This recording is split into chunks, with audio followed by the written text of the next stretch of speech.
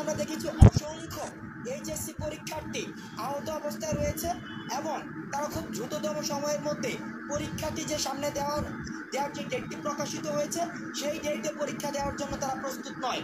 এখন একটি পরীক্ষার জন্য পাবলিক পরীক্ষার জন্য 2024 সালের এইচএসসি পরীক্ষার্থীদের পক্ষে কথা বলেছেন দুইজন বৈষম্যবিরোধী ছাত্রের সমন্বয়ক এবং তোমাদের এইচএসসি 2024 পরীক্ষা নিয়ে শিক্ষা মহোদয়কেও অবগত করেছেন যাতে তোমাদের নিয়ে ভাবা হয় এবং তোমাদের বিকল্প যাতে মূল্যায়ন করা হয়। তারা কি বলছে সম্পূর্ণ করি শুনি।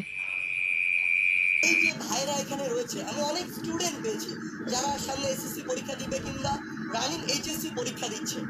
আমরা দেখছি যে আমাদের এই ভাইদের একটা আন্দোলন চলছে, সেটির বিষয়ে হয়তো অভিজ্ঞ মহল যারা রয়েছে সিদ্ধান্ত নেবে, কিন্তু সিদ্ধান্ত যদি পরীক্ষার দিকে যায় তাহলে এখানে যারা রয়েছে আমাদের জায়গা থেকে দাবি থাকবে, একজন মানুষ তার দুই চোখ দিয়ে দেখতে পাচ্ছে না, সে হাসপাতালে এখানে কাতরাচ্ছে, তার তো বাকি পরীক্ষাটা দিয়ে পাশ করে যাওয়া সম্ভব না।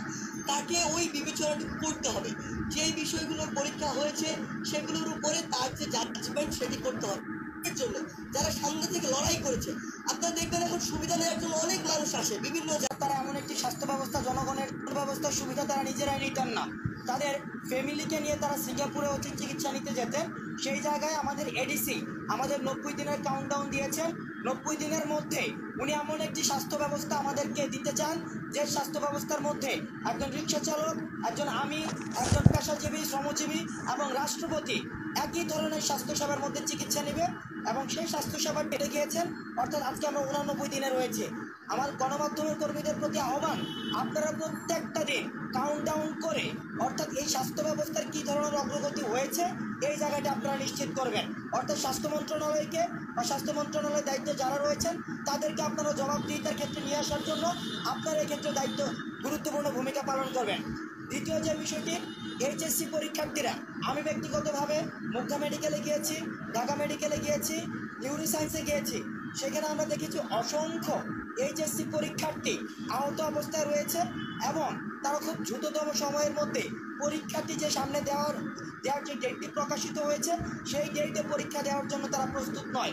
এখন একটি পরীক্ষার জন্য পাবলিক পরীক্ষার জন্য মানসিক প্রস্তুতির প্রয়োজন রয়েছে, শারীরিক প্রস্তুতির প্রয়োজন রয়েছে এবং এই দেশের সংকটকালীন সময়ে তাদের যে এক ধরনের মানসিক ট্রমার মধ্যে যেতে হয়েছে। আমরা শিক্ষা মন্ত্রণালয়ের প্রতি আহ্বান জানাবো, আপনারা এই বিষয়টি পুনর্বিবেচনায় নিয়ে তাদের সাথে কথা বলে পরীক্ষা এই ডেটে দেওয়া হয়েছে সেই ডেটটিকে অবট করবেন।